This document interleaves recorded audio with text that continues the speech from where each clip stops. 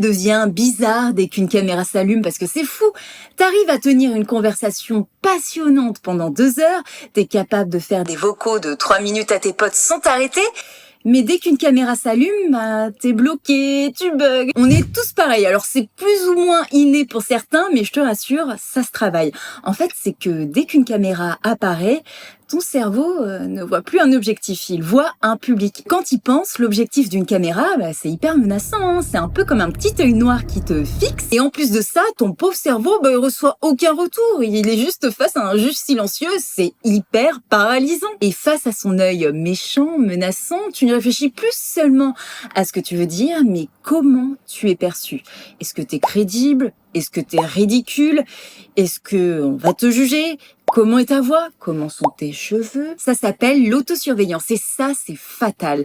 Tu n'es plus concentré sur ton message, tu es concentré sur toi-même. C'est un phénomène de suranalyse. Certaines compétences deviennent automatiques avec l'expérience et quand on les décortique trop, consciemment, elles se dégradent. Et il y a un psychologue, Timothy Wilson, qui explique quelque chose que je trouve passionnant. Quand on commence à analyser consciemment quelque chose qu'on sait déjà faire, on le fait souvent moins bien. C'est comme marcher par exemple. Tu marches naturellement depuis des années, mais si je te demande maintenant de penser à chacun de tes mouvements, tu vas marcher beaucoup plus bizarrement. Parler face caméra, c'est pareil. Alors comment on dupe son cerveau? Parce que oui, la bonne nouvelle, c'est qu'on peut tromper son cerveau.